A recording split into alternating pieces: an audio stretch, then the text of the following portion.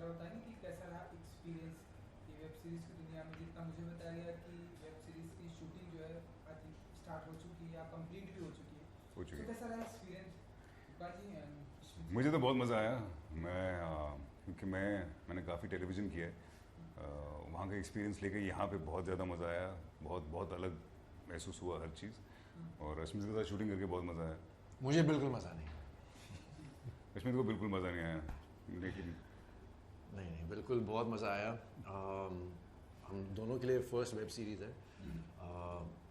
Web की दुनिया में हम एक साथ कदम रख रहे हैं। हमारी और- पहली फिल्म भी एक ही साल में आई, 2003 में आई थी। ओह वाह, तो ठीक है। ऐसे लग रहा है कि हमारे ये जो करियर्स हैं टैंडम में चल रहे हैं। और इस शो में हम, जैसे कि आपने कहा, कि हम भाई बने हैं। राम लक्ष्मण जैसी जोड़ी है हमारी इस शो में।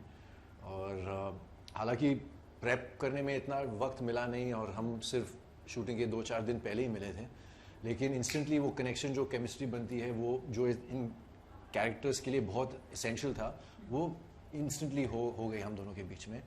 एंड अभी भी है। You can see that we are very comfortable with each other. वो हमें काफ़ी अच्छा दोस्ताना देखने को मिल रहा है।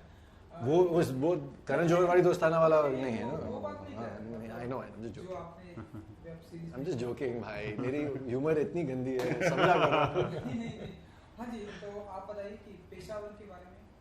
पेशावर में मैं हूँ, बुल किंग में हम दोनों हैं। तो बुल किंग के बारे में ये बताएंगे। बुकिंग के बारे में थोड़ा बताइए कि आपका कैसा रहा? ये बेसिकली ये एक उन लोगों की कहानी है जो स्टॉक मार्केट के साथ का कनेक्शन है उनका। डायरेक्टली है, इनडायरेक्टली है, लेकिन है। और कैसे वो लोग अफेक्ट होते हैं स्टॉक मार्केट को लेकर, और इस शो में सब नेगेटिव तरीके से। आप बताइए। जैसे कि मैंने कहा कि हम दोनों भाई बने हैं द बुल किंग में। मेरा किरदार जो है बहुत ही चुलबुला, हंसी मजाक करने वाला टाइप का है। ये थोड़े से सीरियस है। पहले ये आते हैं मुंबई, छोटे से शहर से मुंबई आते हैं, बड़ा नाम कमाते हैं, फिर मैं आता हूँ कि मैं एक तरह से इनकी पूजा करता हूँ क्योंकि मेरे बड़े भाई हैं। तो बहुत ही इंटरेस्टिंग फ्लेवर है कैरेक्टर का मेरा। पेशावर में बिल्कुल अलग है, एग्जैक्टली द रिवर्स है, क्योंकि वो बहुत ही इंटेंस डार्क कैरेक्टर है अबू शामिल का, जिसने एक्चुअली वो जो पेशावर अटैक्स हुए थे, मास्टरमाइंड वही था उन अटैक्स के पीछे। और मास्टरमाइंड होने के साथ साथ एग्जीक्यूशन भी उसी ने किया। तो एक डीप डार्क क्रेविस में जाना पड़ा मुझे ऑफ द ह्यूमन साइकी, क्योंकि जब आप कोई एक किरदार निभा रहे हो, you have to somehow justify your actions, और to justify something so dark, जो इंसान बच्चों को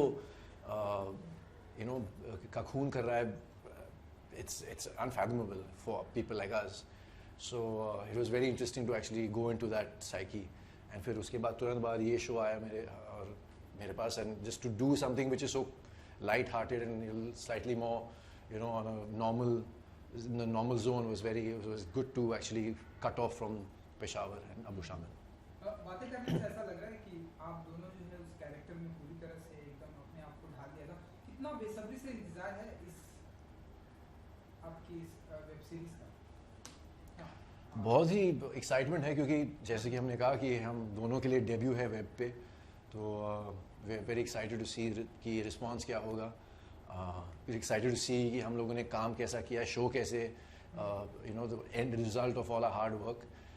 शूट के वक्त तो हमें लग रहा था कि कुछ स्पेशल बन रहा है, स्पेशली जो हम दोनों के बीच में सीन्स थे, देयर वाज दैट कामराडरी, जो भाईचारा होना चाहिए, वो केमिस्ट्री बहुत अच्छी थी with us, and I think all the actors, we had good, Yeah. and the casting was very bang on. हमारे जो डायरेक्टर है दीपक Pandey is very good with actors, at least as far as my experience goes, he's very good with actors and giving direction. So it's been a good experience, and really looking forward to seeing कि end result कैसा है। जी, और web series की दुनिया हम देख रहे हैं कि ये जाल पूरी तरह से बढ़ता जा रहा है हिंदुस्तान में, लोग पसंद भी कर रहे हैं। आप कैसे देखते हैं इसे, एंड कितना एंजॉय किया आपने, क्योंकि आप लोगों के लिए ये पहली बार है इसलिए। मैं कंटेंट की अगर बात करूँ तो मैं सिर्फ वेब सीरीज़ देखता हूँ। मुझे याद भी नहीं मैंने लास्ट टाइम टीवी कब देखा था, नॉर्मल। क्योंकि तो धीरे धीरे करके मेरा कहने के लिए ये मतलब नहीं कि मैं टीवी को मना कर रहा हूँ या मैं टीवी नहीं करना चाहता, वो एक अलग मीडियम है। और धीरे धीरे करके वेब इतना बड़ा होता जा रहा है कि शोज़ के बजट्स इतने बड़े बड़े होते जा रहे हैं, उनके फिल्मों के इतने बजट नहीं होते जितने कभी कभी किसी वेब सीरीज़ के होते हैं। तो वो दिमाग में रखते हुए ये जोन बहुत बढ़िया है, और इसकी ऑडियंस वो को स्पून फीडिंग की ज़रूरत नहीं होती। मुझे तो ऐसा, मुझे पर्सनली तो लगता है कि किसी ऑडियंस को नहीं है, लेकिन बहुत सारे टीवी चैनल्स को लगता है, उनकी रिसर्च टीम आके उनको बताती है कि एक टेलीविज़न ऑडियंस जो है उसको, उनको स्पून फीडिंग की ज़रूरत है, उनको अच्छा कंटेंट पसंद नहीं है, उनको शार्प कंटेंट पसंद है, उनको इंटेलिजेंट, उनका आईक्यू कम है, उनका आईक्यू कम। मुझे वैसा पर्सनली नहीं लगता है, लेकिन यहाँ पे लोग बहुत क्लियर हैं। जो लोग देखते हैं वो भी बोलते हैं हमको नॉर्मल नहीं चाहिए, हमको रियल स्टफ चाहिए, हमको अच्छा चाहिए। तो एज एन आर्टिस्ट, चाहे वो आर्टिस्ट क्रिएटिव जो होता है, जो एक्टर हो, डायरेक्टर हो, राइटर हो, वो थोड़ा खुले में सोच सकता है और मज़ा आता है वो सब करने में। बंदिश नहीं है कोई। और इनके जैसे मैं भी टेलीविज़न बहुत कम देखता हूँ। इनफैक्ट कल मैंने बहुत अरसे के बाद टेलीविज़न टीवी ऑन किया था, इसलिए क्योंकि इंडिया साउथ अफ्रीका का मैच चल रहा था। तो मैं स्पोर्ट्स देखता हूँ बस। मैं भी इनके जैसे सिर्फ वेब शोज़ देखता हूँ। एंड आई थिंक जैसे कि उन्होंने कहा कि ये जो दौर चल रहा है, होपफुली सेंसरशिप नहीं होगी और नहीं आएगी इस जोन में, क्योंकि क्रिएटिव फ्रीडम मिलना बहुत ज़रूरी है आर्टिस्ट को। और you can explore your boundaries, you can go crazy with your thoughts, you can be as real as possible. You know, कुछ लोग ओवर द टॉप जाते हैं, आई एग्री कि कुछ ओवर द टॉप जाते हैं, नो डाउट, चाहे वो एक्सप्लिसिट कंटेंट के साथ हो या फिर गाली गलौज के साथ हो। देयर आर सम इनिशियली जो बहुत ओवर द टॉप गए थे, बट आई थिंक कि वो अभी वो दौर चला गया, and people are now obviously focusing more on content and being real. So I think it's a good thing that OTT platforms have come in such a big way, and जैसे कि इन्होंने कहा कि big budgets are being pumped into some of the shows. Not everyone. There's a range for everyone. So every actor, every DOP, every director, every writer is busy today, which is a very good thing for the industry in general. Iqbal ji, जैसा कि आपने कहा, आपने अपने character के बारे में बताया कि आपका जो कैरेक्टर है वो मार्केट में पैसे लगाता है।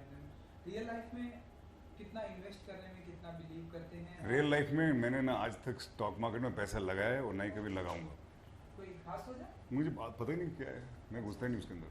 अच्छा, अश्विन जी आप बताइए, मैं मार्केट में पैसे लगाने में कितना बिलीव करते हैं? देन देखिए, अगर आप इन्वेस्टमेंट पे, हाँ मैं करता हूँ, अगर आप इन्वेस्टमेंट के तौर पे करते हो तो फिर ठीक है, not from a speculative point of view. क्या है ना, लोग स्पेकुलेशन करते हैं, वो सट्टा खेलते हैं कि आज में डालेंगे, कल निकालेंगे, आज फ्लक्चुएशन हुआ तो ये ऊपर जाएगा तो बेच देंगे, या नीचे जाएगा तो शॉर्ट सेल करेंगे। वो if you do that, it's like gambling. End of the day the house takes home all your money. So अगर आप स्पेकुलेशन करेंगे तो आप हारेंगे unless you are really really good. There is a few in handful, चंद लोग हैं जो ये चीज़ कर सकते हैं with making a profit.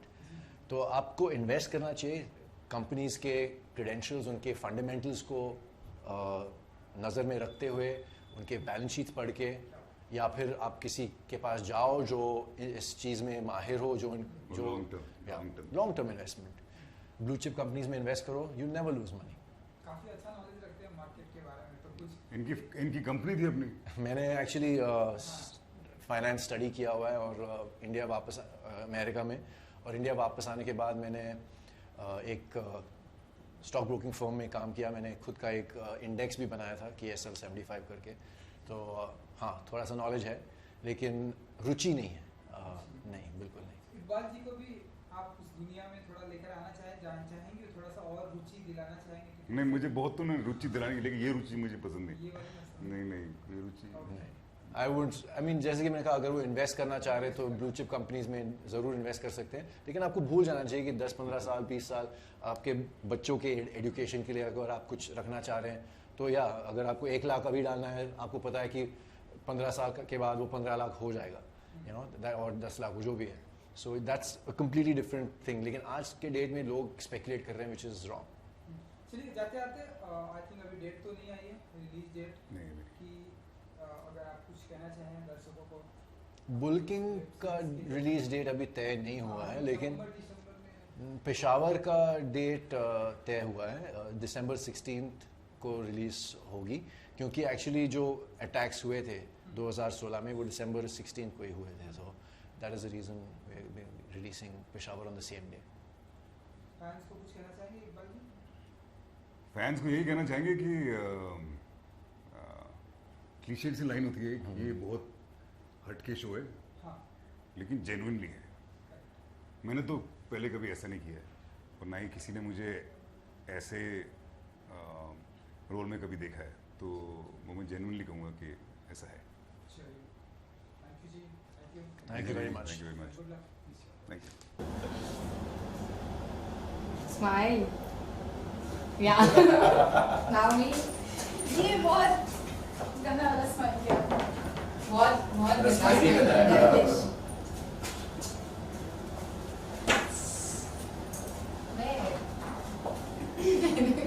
Camera कितना है? बच्ची है, छोड़ो यार, जान दो.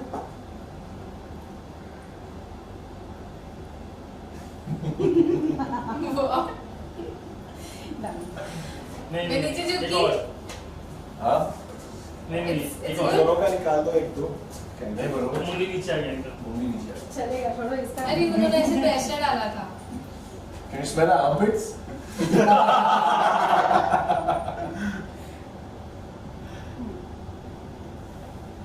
Thanks. Welcome, it's very welcome.